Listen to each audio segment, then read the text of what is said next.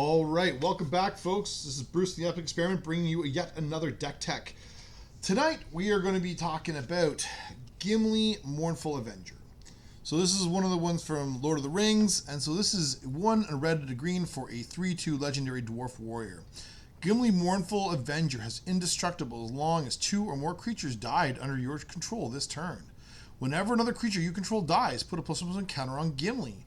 When this ability resolves for the 3rd time this turn, Gimli fights up to 1 target creature you don't control. So this is a deck that's premised on having your things die, so that Gimli can get big. Eventually he gets indestructible to protect himself from removal spells and board wipes and all that other nonsense.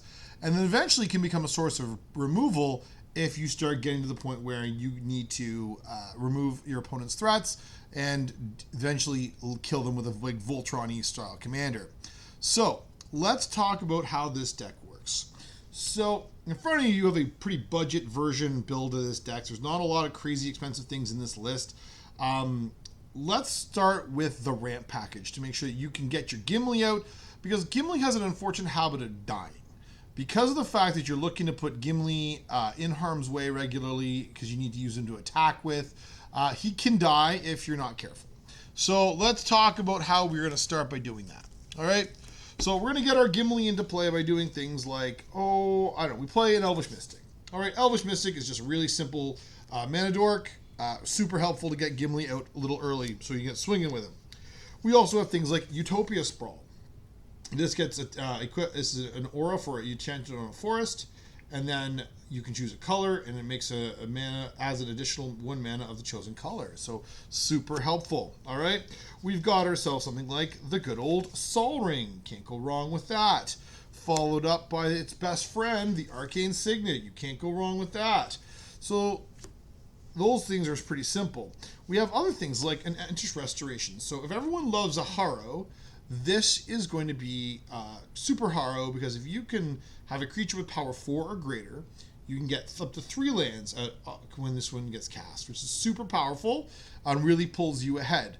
Considering Gimli routinely makes use of creatures that have died, then you can usually have a 4-power creature to use straight away. All right, we have something like a Dousing Dagger, which doesn't look and feel like ramp. It looks like a piece of equipment, which I appreciate. However, whenever your equipped creature deals combat damage to an opponent, you have to flip it over. Now, you flip it over into a land. You flip it into the Lost Vale that makes 3 mana of any one color to your mana pool. We have learned that lands that make more than 1 are really, really potent, really, really powerful. So the fact that this does so much for your deck is super useful. All right. Next, we have something like Skyshroud Claim.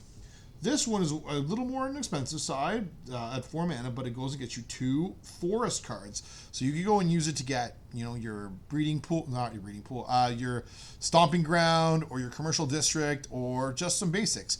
Super useful, very good card. A little underappreciated these days as we move away from such things. We have Ronus's and Hazardous Monument. These each have a cost reduction mechanic, and since your creatures are always green or red, or sometimes both, you can really help knock the casting cost off things. So, super useful. We have a Tangle Florahedron. So this could be a mana dork on one side, or you can use it as a mana on the back. So if you are not familiar with these MDSCs, these are the originators from Zendikar Rising, but they're super useful, and this little guy is a really handy little guy to put around. All right, we also have Sprouting Goblin, which has a really neat kicker cost of a green, and if you do, you get to go and find a basic and put it into your, put it into your hand and shuffle, and you can even use this to draw a card if you need to. All right, next we have Growing Rites of Itlimoc. Well, since you're going to likely have a lot of creatures, because this deck wants to sacrifice things, Growing Rites of Itlimoc very routinely gets flipped over, and if you're not familiar with this card is Itlimoc Cradle of the Sun, which really is a code for a Gaia's Cradle. Super powerful card in your deck, one of the most powerful things your deck's going to do as you go. And then last but not least, we have 2 1-mana cyclers from Lord of the Rings, Oliphant and Generous Ent, that allow us to make sure we hit our land drops. All right, so the next thing we're going to have is a whole bunch of cards that are making bodies and useless, like, let's be real, not good creatures on the board that you can then use to power up Gimli. All right, so we have things like Birthing Hulk. So this looks like a kind of a yucky 7-mana thing, 7 mana 5/4, but it makes 2 1/1 Eldrazi Scion tokens that you can sack for mana. That's really, really powerful, because the fact that the tokens can sack themselves means you can control Gimli being able to pick up counters, gain indestructibility, or potentially even use it as your removal spell. It's all about you being able to control when you sacrifice things in order to be able to power up Gimli. And Birthing Hulk is exactly the sort of spell you need. Well, Mog War Marshal makes goblins, so it makes an extra goblin when it comes into play or when it leaves the battlefield, so you get more tokens. Siege Gang Commander makes 3 goblins when there's the battlefield, and even has a sack mechanic on it that you can use to remove for creature removal. Awakening Zone makes an Eldrazi spawn each of your upkeeps. Again, super useful to be able to control those. This is Artifact Mutation is a removal spell for artifacts, and it creates 1/1 green Saproling tokens equal to X with X of the artifact's mana value, meaning you get a whole bunch of bodies that you can then feed to Gimli through one of the sack outlets in the deck. From Beyond, just like Awakening Zone, makes a 1/1 Scion now, and if you wanted to, you could go use it to tutor up an Eldrazi. There are no Eldrazi in this list, but you could do that. Pest Infestation, another way of destroying artifacts. It makes a bunch of 1/1 pest tokens. Super helpful little card. Makes a bunch of bodies. Spawn Gang Commander, just like Siege Gang Commander, but now it's making Eldrazi spawn creatures that, again, you can sacrifice on demand. Song of Totentaz makes a whole bunch of rat tokens. They do get haste if that matters to you. Maybe it doesn't, but it's a nice feature in what amounts to sometimes a fireball. Urbask's Forge makes a token each turn, and if you can't attack with it or you need to get rid of it, before it'll sacrifice itself so that Gimli can then make use of it, or you can feed it to one of your other sacrifice outlets. Hornet Queen makes a whole bunch of B tokens, so they all have Death Touch, which makes them super useful as blockers, but sometimes you just need to have bodies on the field that you can fling around with Gimli. Brood Monitor, more Eldrazi Eldrazi Scion tokens, more of the same, and you can power this up and get a whole bunch of bodies on the battlefield. Writhing Chrysalis, this is the same sort of thing.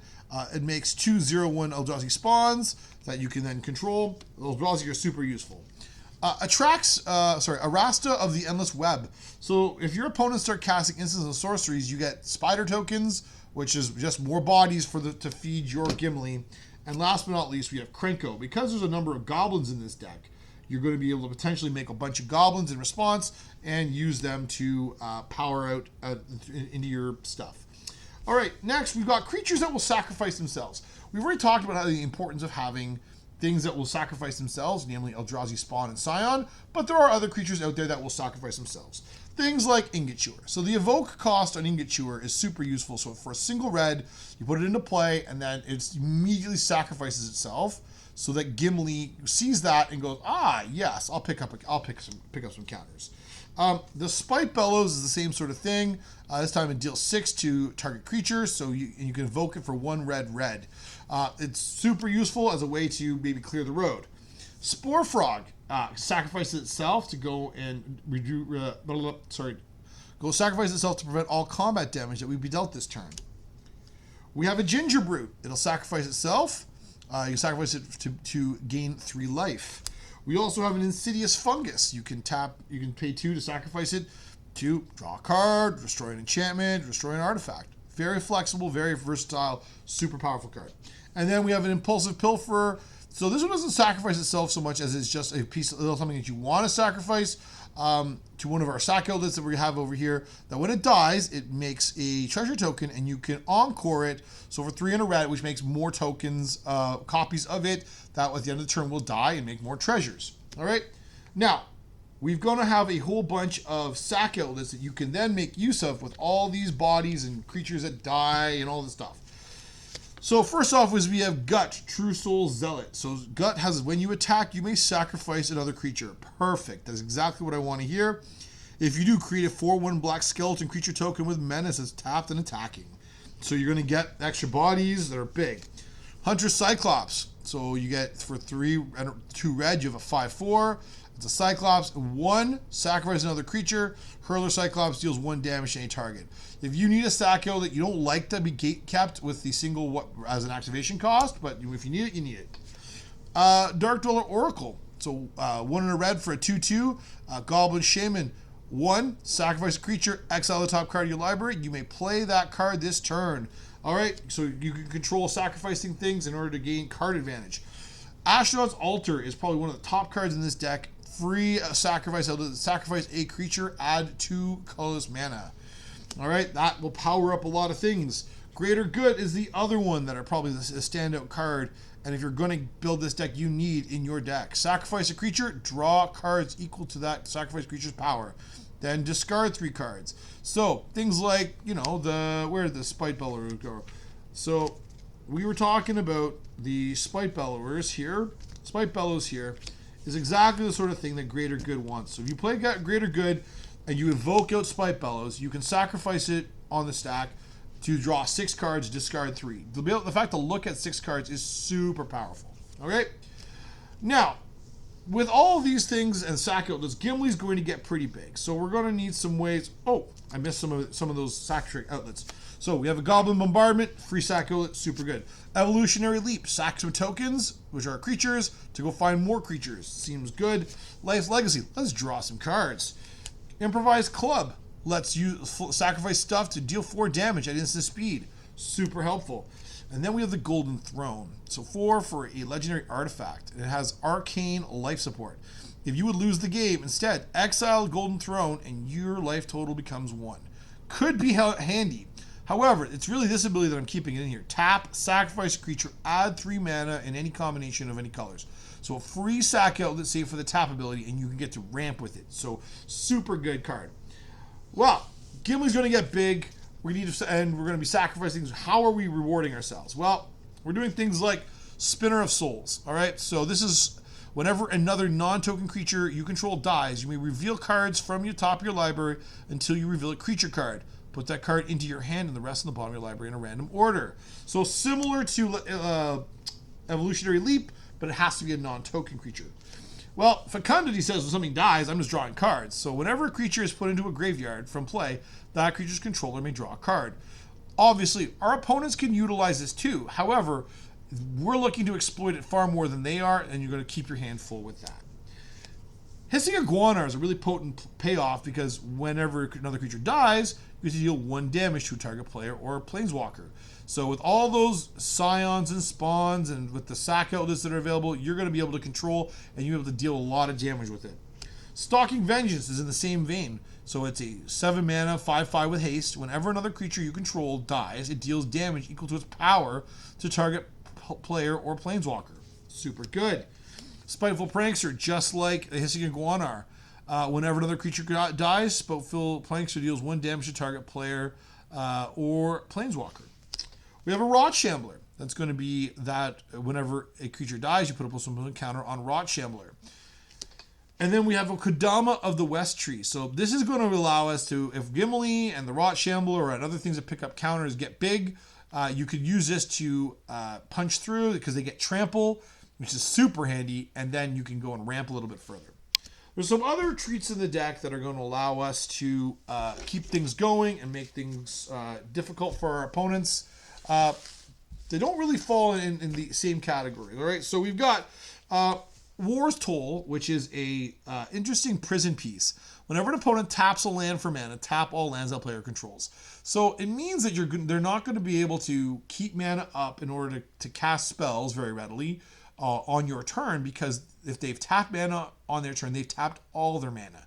Now, they might have rocks, but you're going to make it really hard on your opponent to keep mana open to interact with you at instant speed, which is super handy.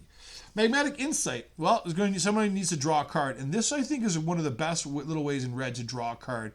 So you're going to be discarding a land for a single red mana to draw 2 cards. Oftentimes in the late stages of the game, this is sort of exactly the card you look to find because you don't really mind pitching the land to it in order to get 2 new cards in your hand. Quarrel's End's another one. So 2 and a red, But this one, so after you discard a card, you draw 2 cards and create a 1/1 white human soldier token. Perfect to be sacrificed to something. Lelia picks up counters. So she's 2 and a red for a 2/2 with haste. When she attacks, you exile the top card of your library. You may play that card this turn. Whenever you exile one or more cards from your library and or graveyard, put a +1/+1 counter on Lelia.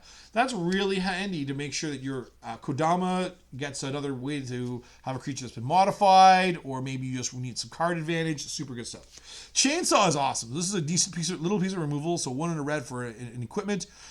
When it enters, it deals 3 damage to any one target. Whenever one or more creatures die, put a rev counter on Chainsaw. Equipped creature gets +X+O, where X is the number of rev counters on Chainsaw, and equips for 3. When you sacrifice all those tokens and stuff that you make, Chainsaw is going to get really powerful, and you slap it on a Gimli, and then your opponents are going to be really worried about it. Doors of Durin, a legendary artifact. Whenever you attack Scry 2, then you may reveal the top card of your library. If it's a creature card, put it onto the battlefield, tapped and attacking. Until your next turn, it gains trample if you control a dwarf, and hexproof if you control an elf. Okay. Azuri's Predation. This is a board wipe. This is going to make 4/4s equal to the number of creatures that your opponents control on the board, and then they fight. Each beast fights their creature. So it'll often be a board wipe, if it isn't, it's probably killing. It's probably a creature dying for you under your control, meaning Gimli's going to see it and get big. Skull Clamp is great because you're going to be making scions and spawns and humans and all sorts of stuff. Tap, sacrifice things, draw cards, all good. Cast into Fire. So choose one. Cast into Fire deals 1 damage to each of up to 2 target creatures, and then exile target artifact. That's really useful to get rid of indestructible things. The One Ring in particular. So that's a really good piece of tech for that sort of stuff. Teamer Battle Rage. This is going to allow Gimli to punch through and KO somebody with commander damage usually.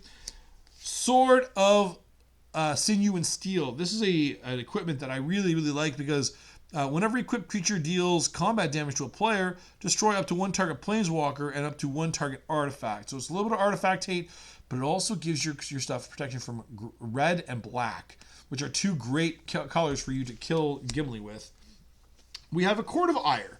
And this one is, when it enters the play, you gain the Monarch. And at the beginning of your upkeep, Court of Ire deals 2 damage to any target. If you're the Monarch, it deals 7 damage to that player or permanent instead. All right, so I love the Monarch, and this is sort of an inexpensive way of getting that into the deck and some extra removal. And then we have a Reforge the Soul, so a wheel 7.